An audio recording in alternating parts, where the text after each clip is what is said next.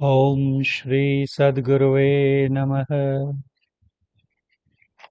आज हम अध्यात्म जगत को अपने प्रखर ज्ञान से प्रकाशित करने वाले प्रचंड मार्तंड परमाराध्य सर्वकाल स्मरणीय त्रैलोक पावनकारी संत सद्गुरु महर्षि में ही परमहंस जी महाराज के सद्गुरु परम पूज्य संत बाबा देवी साहब के बारे में बात करने जा रहे हैं। तीव्र मुमुक्षा के शर से विद्ध हो जागतिक जीवन को तिलांजलि दे सद्ज्ञान दाता सद्गुरु की शोध में सन 1904 ईस्वी में गृह त्याग कर चुके महर्षि मेही को 9 वर्षों की व्यथा वेदना पूरित भटकन के पश्चात सच्चे सद्गुरु परम पूज्य बाबा देवी साहब के क्रांतिकारी दर्शन हुए। उनके परम पावन सानिध्य में इनका मानव जीवन पूर्णतः सार्थक हो गया। अपने सद्गुरु के प्रति सच्ची कृतज्ञता की झलक इनके जीवन आचरण प्रवचन के साथ साथ इनकी पद्य रचना में भी दिखाई देती है। ये अपने सद्गुरु को बाबा देवी साहब सतगुरु पूरे में ही पुकारी पुकारी पद्य संख्या 32 जाहिर जहूर सतगुरु देवी साहब भेद बतावें खासा पद्य संख्या 56 पूरन भेदी बाबा देवी साहब नाम विदित जग जास पद्य संख्या 101 तुम सम भेदी न नाहि दयालु मैं ही कहत कर जोरी है पद्य संख्या 105 जागृत जिंदा सतगुरु जग में सब जिनको कर जोड़ा रे पद्य संख्या 109 इत्यादि अनुग्रहीत अभिव्यक्तियों के द्वारा अपना आदर अर्घ्य अर्पित करते हैं। परम पूज्य बाबा देवी साहब के अपनी पंच भौतिक काया के 1919 ईस्वी में परित्याग के लगभग 14 वर्ष उपरांत सन 1933 ईस्वी में उनके एक प्रमुख शिष्य श्रद्धेय बाबा नंदन साहब ने उनका जीवन वृत्त परम संत बाबा देवी साहब का जीवन चरित्र नामक पुस्तक के रूप में प्रकाशित करवाया था। परंतु इस पुस्तक में कतिपय आपत्तिजनक अप्रामाणिक अस्वीकार्य प्रसंगों की उपस्थिति के कारण अनेकों धर्म प्रेमियों के अनुरोध के बावजूद भी उनके परम प्रिय सदशिष्य महर्षि में ही परमहंस जी ने इस पुस्तक का प्रकाशन करवाने से मना कर दिया था। कई सत्संगियों एवं धर्म प्रेमियों के आग्रह पर संत सद्गुरु महर्षि में ही परमहंस जी महाराज की लगभग 4 दशक पर्यंत सेवा में रहते हुए उनके श्रीमुख से उच्चरित वचनामृत के जिसमें उनके प्रवचन जिज्ञासा समाधान तथा संस्मरण वाचन भी सम्मिलित हैं के आधार पर उनके शिष्य पूज्यपाद महर्षि संत सेवी परमहंस जी ने परम पूज्य बाबा देवी साहब के संस्मरण नामनी पुस्तक की 2003 ईस्वी में रचना की।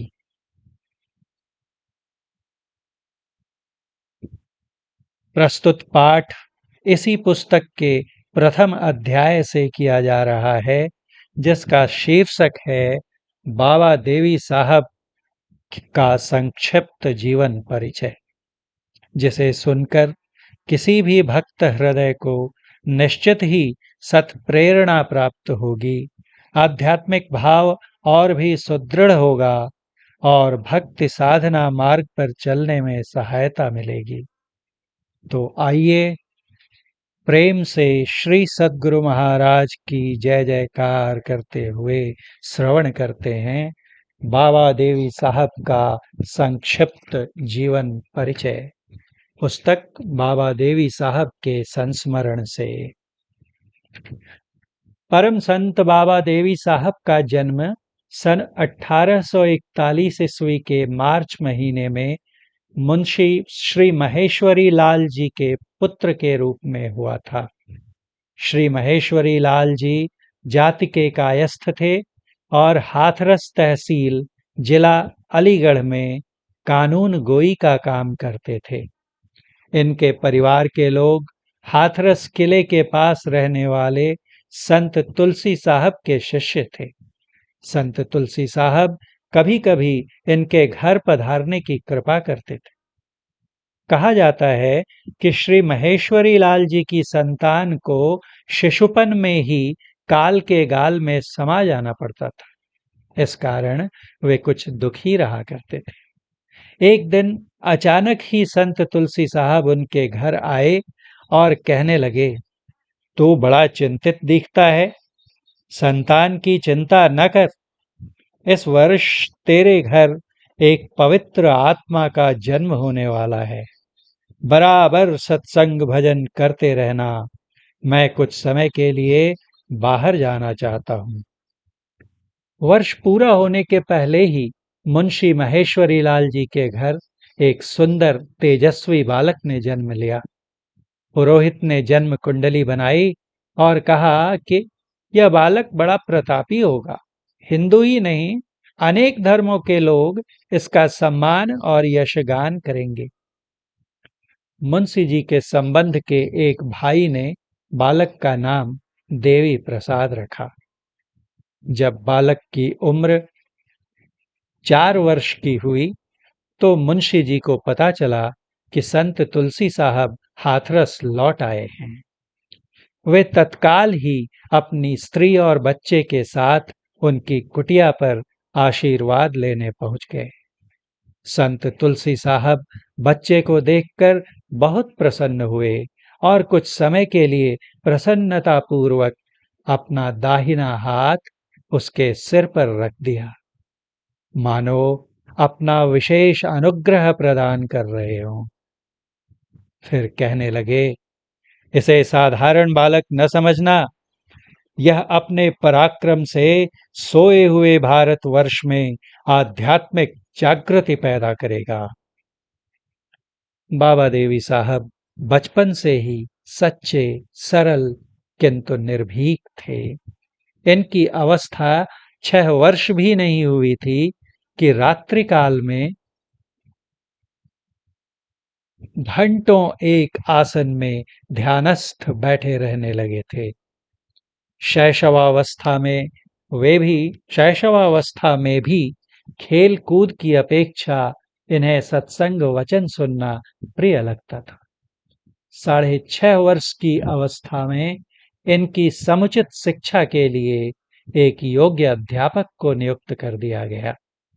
घंटों की पढ़ाई लिखाई का काम मिनटों में निपटाकर ये विचार मग्न हो जाया करते थे। एक दिन अध्यापक ने कहा, तुम खाली बैठकर क्या सोचा करते हो? इन्होंने सकुचाते हुए उत्तर दिया, मैं सोचा करता हूँ कि यह संसार किसने उत्पन्न किया और क्यों? इसमें जीव कहाँ से आता है और कहाँ चला जाता है? अध्यापक ने कहा, अभी तुम्हारी अवस्था इन बातों में पढ़ने की नहीं है। तुम व्यर्थ में अपना समय नष्ट न करके पढ़ने लिखने पर ध्यान दिया करो, जो आगे तुम्हारे काम आवे। इन्होंने उत्तर दिया, पंडित जी, क्या ये बातें काम की नहीं हैं? क्या हमको, आपको, सबको एक दिन यह शरीर नहीं छोड़ देना है? यदि हाँ, तो इस पर विचार करने में क्या हानि है कि हम यहाँ से कहाँ जाएंगे? समय पाकर पंडित जी ने मुंशी जी से कहा, तुम्हारा लड़का तो पढ़ने में बड़ा तेज है, पर बड़ा विचित्र विचित्र प्रश्न उठाता रहता है। न जाने उसे कोई कुछ सिखला देता है या उसी के मस्तिष्क से उपजता है। मुंशी जी ने कहा, पंडित जी क्या करें, इसकी बुद्धि ही कुछ ऐसी है। एक बार का प्रसंग है, गांव के देवी स्थान में बड़ी भीड़ थी। गांव के देवी स्थान पर बड़ी भीड़ थी। सभी उधर को जा रहे थे। उत्सुकतावश बालक देवी प्रसाद भी लोगों के साथ लग गए। वहां पहुंचकर इन्होंने देखा कि एक छोटा चबूतरा बना है और पंडित जी वहां बैठकर कुछ श्लोक पढ़ रहे हैं। एक आदमी बकरे के बच्चे को रस्सी से बांधकर पकड़े हुए है। बकरे के माथे पर टीका लगा है और बगल में नंगी तलवार पड़ी है। इनके बाल मन को समझते देर न लगी कि इस बकरे के बच्चे के साथ क्या होने वाला है। ये वहीं चक्कर खाकर धरती पर गिर पड़े। उनके एक कुटुंबी ने देखा तो जल का छींटा मारकर उन्हें होश में लाया। होश में आते ही इन्होंने पूछा, बताओ यहाँ क्या हो रहा है? किसी ने उत्तर दिया, देवी मैया का पूजन हो रहा है। एक बालक बीमार है, उसी के लिए बकरा चढ़ाया जा रहा है। इन्होंने उत्तर दिया, रोग तो पाप के कारण आता है, फिर बकरे को मारकर एक और पाप करने से रोग किस प्रकार छूटेगा? मैया तो सबकी मैया है। वह इस बच्चे को निर्दयता पूर्वक मरते हुए कैसे देखेगी? किसी ने इनके कुटुंबी से कहा, बच्चों का हृदय कच्चा होता है, इसे यहाँ लाना ही नहीं था। इस पर इन्होंने उत्तर दिया, क्या बड़े होकर मनुष्य का हृदय पत्थर जैसा कठोर हो जाता है? इनकी बातों का ऐसा प्रभाव पड़ा कि लोगों ने आपसी सहमति से बकरे को जीवित ही चढ़ाकर उसे मुक्त कर दिया। कुछ समय बाद आर्य समाज के प्रवर्तक स्वामी दयानंद जी भ्रमण करते हुए हाथरस पहुंचे। उनकी विद्वत्ता की चर्चा शहर भर में फैल गई। देवी साहब के चाचा इन्हें साथ लेकर उनके दर्शन के लिए गए। साथ में बालक देवी प्रसाद का ग्रह आदि जानने हेतु उन्होंने उनकी जन्म पत्री भी साथ ले ली थी। वहां पहुंचकर दोनों ने दर्शन प्रणाम कर जन्म पत्री देखने दी। स्वामी जी ने इनसे जन्म पत्री लेकर पूछा कि इसका क्या करोगी? इन्हें अपनी माता से सुनी बातें याद आ गई और कहा, आपसे अपना ग्रह जानने आया हूं। स्वामी जी ने कहा, पहले यह बतलाओ कि तुम किसको मानते हो? इन्होंने उत्तर दिया, एक परमेश्वर को। स्वामी जी, वह कैसा है, कहाँ रहता है और किस प्रकार प्राप्त होता है? इन्होंने उत्तर दिया, वह सबसे बड़ा और सबसे सूक्ष्म है, सबके अंदर रहता है, सबके अंदर रहता है। उसको प्राप्त करने का मार्ग घट ही में है, जो ज्ञानी गुरु के द्वारा प्राप्त होता है। स्वामी जी ने पूछा, तुम देवालय जाकर ठाकुर पूजा भी करते हो? देवी साहब ने उत्तर दिया, मनुष्य शरीर सबसे श्रेष्ठ देवालय है, जिसमें ब्रह्मा, विष्णु, महेश, सरस्वती आदि के साथ देवों के देव महाप्रभु भी निवास करते हैं। इसमें दिन रात गाजे बाजे से उनकी अखंड आरती होती है। इसे छोड़कर आप किस देवालय में जाने की बात पूछते हैं? स्वामी जी ने जन्म पत्री लपेट कर लौटाते हुए कहा, जाओ आनंद करो, तुम्हारे सब ग्रह अच्छे हैं। जब इनकी आयु 14 वर्ष की हुई तो इनकी माता का देहावसान हो गया। माता से बिछुड़ने के बाद इनका चित्त पढ़ाई लिखाई से ही नहीं बल्कि संसार से ही उचाट होने लगा। किसी तरह समझा बुझाकर पिताजी ने आगे की पढ़ाई के लिए एक अंग्रेजी स्कूल में इनका नामांकन करा दिया। जब उस स्कूल की शिक्षा समाप्त हुई तो इनके पिता भी इन्हें छोड़कर सदा के लिए चले गए। इन पर दुखों का पहाड़ टूट पड़ा। संसार की असारता मन में बैठ गई। घर बार त्याग कर फकीरी जीवन व्यतीत करने की भावना मन में तरंगित होने लगी। घर वाले किसी तरह इनकी गृहस्थी बसा देने का यत्न करने लगे। लोगों के समझाने पर इन्होंने उत्तर दिया, मैं ब्रह्मा का ठेकेदार बनकर नहीं आया हूं। मुझे बंधनों से मुक्त होना है और दूसरों को भी मुक्त करना है। जब किसी के समझाने का कोई असर न हुआ, तो उनके एक संबंध के भाई श्री पद्मदास जी, जो इनसे विशेष स्नेह रखते थे, इनसे मिलने हाथरस आए। श्री पद्मदास जी राधा स्वामी मत के सत्संगी थे और आगरा में पोस्ट ऑफिस में नौकरी करते थे। इनके प्रेम में बंधकर ये आगरा गए। वहां श्री पद्मदास जी ने देवी साहब की मुलाकात राधा स्वामी मत के द्वितीय आचार्य राय बहादुर शालग्राम जी से कराई, जो पोस्ट मास्टर जनरल, जो कि भारतवर्ष में डाक विभाग का उच्चतम पद होता है, जो पोस्टमास्टर जनरल के पद पर कार्यरत थे और वहां सत्संग कराया करते थे। पद्मदास जी ने उनसे देवी साहब की एकांत में साधु जीवन व्यतीत करने की इच्छा बतलाई। राय साहब ने देवी साहब से कुछ बातचीत की और उनसे कहा, तुम यहीं रहकर सत्संग भजन करो। इस समय भिक्षा मांगकर साधु जीवन बिताना कष्टकर है। लोग साधु को भार समझते हैं और श्रद्धा पूर्वक भिक्षा नहीं देते। जब तुमको रोटी की चिंता लगी रहेगी, तो यथारूप साधन नहीं कर सकोगे। तुम पढ़े लिखे और समझदार हो। मैं तुम्हें पोस्ट ऑफिस में नौकरी लगा दूंगा, जिससे तुम्हारा काम बन जाएगा। इस प्रकार समझाने बुझाने पर ये मान गए और 30 रुपए महीने पर नौकरी करने लग गए। आगे चलकर बाबा देवी साहब को नौकरी के सिलसिले में कई शहरों और कस्बों में काम करना पड़ा। वे नौकरी का दायित्व संभालने के साथ अपने भोजन आदि की व्यवस्था करते और आसपास के लोगों का कष्ट निवारण भी किया करते। पर उनका मूलतः जीवन तो भगवत भजन करने के लिए समर्पित था। सन 1890 ईस्वी की बात है। बाबा साहब की बदली, यहाँ पर प्रिंटिंग स्पष्ट नहीं है लेकिन लगता है 90 होना चाहिए। सन 1890 ईस्वी की बात है। बाबा साहब की बदली मुरादाबाद हो गई। वहां एक प्रेमी सज्जन साहू वंशीधर जी के यहाँ रहने लगे। वर्षों की नौकरी से उपार्जित धन उन्होंने वंशीधर जी को सौंप दिया।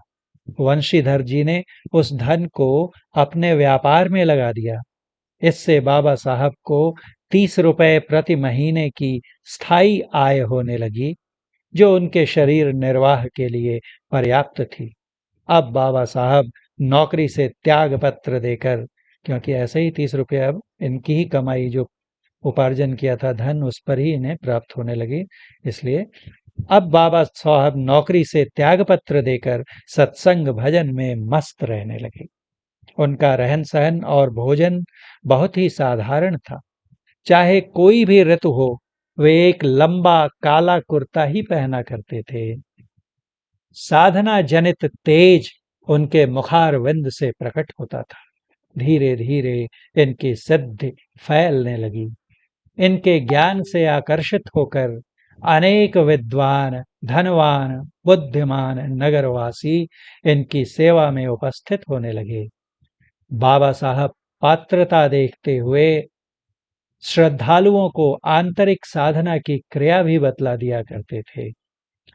सत्संग में अपने व्याख्यान के द्वारा वे संतमत के विषयों पर प्रकाश डाला करते थे, यथा आवागमन, पिंड ब्रह्मांड, ईश्वर स्वरूप, अंत साधना, अंतर ज्योति, अंतर्नाद, सदाचार, कर्म फल, स्वर्ग नरक, मोक्ष आदि।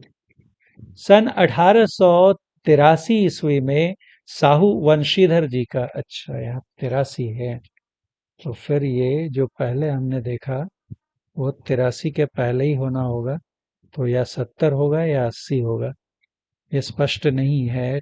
मुद्रण वहां पर गड़बड़ है, तो या तो 70 होगा या 80 होगा। सन 1883 ईस्वी में साहू वंशीधर जी का शरीर छूट गया। बाबा साहब को एक अन्य श्रद्धालु भक्त मुंशी बुलाकी दास जी अपनी कोठी में ले आए।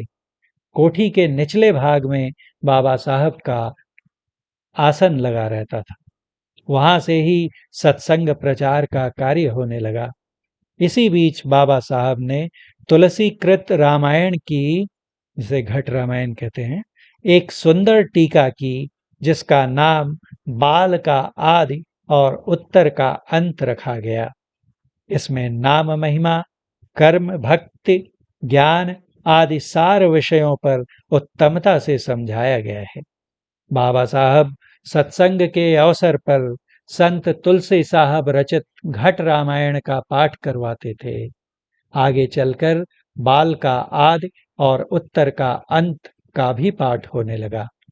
बाबा साहब ने इस्लाम धर्म के वास्तविक स्वरूप पर प्रकाश डालते हुए एक अन्य पुस्तक शर्फ़े इस्लाम की रचना की।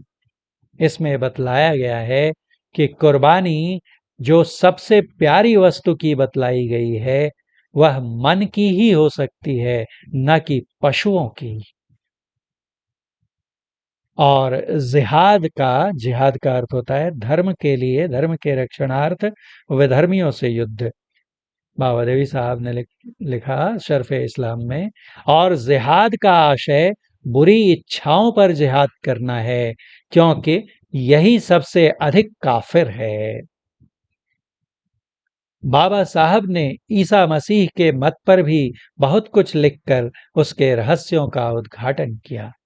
26 फरवरी 1886 ईस्वी को बाबा साहब ने अपने दो सहयोगियों मुंशी रघुवर दयाल और बलदेव कहार को साथ लेकर धर्म प्रचार हेतु यात्रा आरंभ की।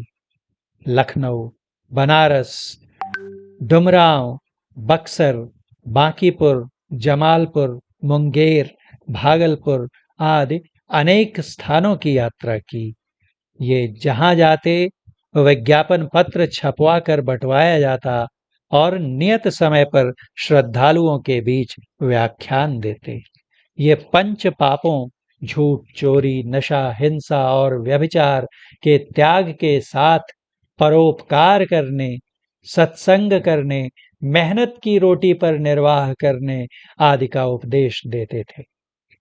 संत वचनों को श्रवण कर निधिध्यासन करने का महत्व बतलाते। मुक्ति प्राप्ति के लिए इन्होंने दो मार्गों का प्रतिपादन किया। मुक्ति प्राप्ति के लिए इन्होंने दो मार्गों का प्रतिपादन किया, दृष्टि मार्ग और शब्द मार्ग। पहला दृष्टि मार्ग और दूसरा शब्द मार्ग। इन्होंने धर्म प्रचार के क्रम में आगे बोधगया, मोकामा, समस्तीपुर, दरभंगा, मुजफ्फरपुर, छपरा, देवरिया, गोरखपुर, बस्ती आदि स्थानों की भी यात्रा की। बाबा साहब जब मुरादाबाद में रहते तो देश के विभिन्न भागों से आने वाले जिज्ञासु भक्तों का तांता लगा रहता था। अनेक बार बाबा साहब भक्तों के शारीरिक और मानसिक कष्टों को अपनी सिद्ध के बल से दूर कर दिया करते। बाबा साहब का 1886 ईस्वी से प्रारंभ हुआ सत्संग प्रचार कार्यक्रम लगभग 1916 ईस्वी तक अनवरत रूप से चलता रहा। ज्ञातव्य हो कि इसी क्रम में सन 1909 ईस्वी में भागलपुर में दशहरे के पर्व के दौरान इनकी मुलाकात हम सबों के परमाराध्य संत सद्गुरु महर्षि मेही परमहंस जी महाराज से हुई, जिन्हें कुछ समय पूर्व वहीं मायागंज भागलपुर के पूज्य श्री राजेंद्र नाथ सिंह जी ने परम पूज्य बाबा देवी साहब के आदेशानुसार दीक्षा बतलाई थी। दशहरे में जब 1909 ईस्वी में परम पूज्य बाबा देवी साहब भागलपुर पधारे तो पूज्य राजेंद्र सिंह जी ने इनका हाथ ले जाकर बाबा देवी साहब के हाथ में पकड़ा दिया और कहा कि ये लीजिए, मैंने आपको आपके गुरु के सुपुर्द किया। पूर्व में वर्णित स्थानों के अतिरिक्त बाबा साहब ने पटियाला, जालंधर, गुरदासपुर, लाहौर, गुजरांवाला, जम्मू कश्मीर, रावलपिंडी, झेलम, शाहपुर आदि अनेक महत्वपूर्ण स्थानों में जाकर अपने अमृत रूप ज्ञान से लोगों को जागृत किया। जम्मू कश्मीर के महाराजा सर प्रताप सिंह बहादुर को भी बाबा साहब के सानिध्य और सत्संग का सौभाग्य प्राप्त हुआ था। सन 16 ईस्वी के पश्चात बाबा साहब ने मुरादाबाद से बाहर जाकर प्रचार करना छोड़ दिया। दूर दूर के लोग वहीं आकर उनके दर्शन और सदुपदेश का लाभ लेने लगे। 1918 ईस्वी से बाबा साहब प्रायः अंतर्मुख रहने लगे। वे बाहरी ज्ञान से अचेत रहते हुए प्रभु में लीन रहते। 15 जनवरी 1919 ईस्वी से बाबा साहब की अवस्था सर्वथा भिन्न रहने लगी। उन्होंने लोगों से वार्तालाप करना, कहीं आना जाना, भोजन आदि का परित्याग कर दिया और मात्र जल लिया करते। कभी कभी उनकी नाड़ी बंद हो जाती और कभी स्वतः चलने लगती। 18 जनवरी को सायंकाल बाबा साहब ने मुरादाबाद के सत्संगियों को बुलवाया और पास बिठाकर अपना अंतिम उपदेश देते हुए कहा, संसार और उसके संपूर्ण पदार्थ नाशवान हैं। आवागमन होता है। कब्र और चिता में जाने के पूर्व मोक्ष प्राप्त करो। मिथ्या भाषण, चोरी, धन संबंधी लूट खसोट आत्मा के अपावन रोग हैं। अपावन मतलब अपवित्र, अपावन रोग हैं। 19 जनवरी रविवार के दिन 19 जनवरी 1919 रविवार के दिन प्रातःकाल लगभग 8:30 बजे संत मत के इस महान ध्वजवाहक ने सदा के लिए लोगों से विदा ले लिया। आज वे स्थूल रूप में हमारे बीच नहीं हैं, लेकिन लाखों लाख सत्संग प्रेमियों के अंदर आज भी उनकी ज्ञान ज्योति को विकिरणित होता हुआ देखा जा सकता है। बाबा साहब के एक प्रिय शिष्य श्री बाबू राजेंद्र नाथ सिंह वकील साहब भागलपुर के मायागंज मोहल्ले में रहा करते थे। इन्हें बाबा साहब ने भजन भेद बतलाने का अधिकार दे रखा था। ये मायागंज में रहकर ही सत्संग प्रचार किया करते थे। बाबा साहब जब भागलपुर आते तो मायागंज स्थित सत्संग मंदिर में ही ठहरा करते।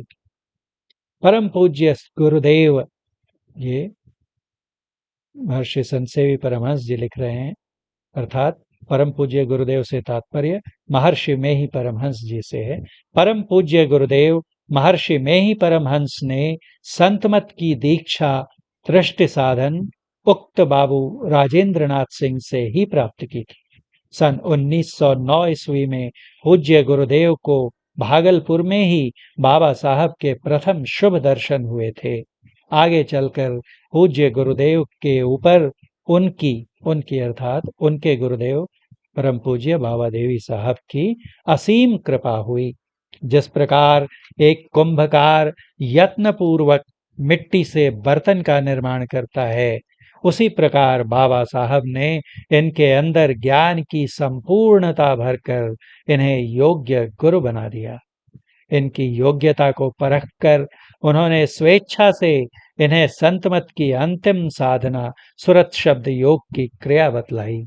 गुरुदेव ने भी अर्थात महर्षि संत सेवी परमहंस जी महाराज महर्षि में ही परमहंस जी महाराज ने भी गुरुदेव ने भी बाबा साहब की आशा और विश्वास पर खरे उतरते हुए अपने को उनका सुयोग्य उत्तराधिकारी सिद्ध कर दिखाया।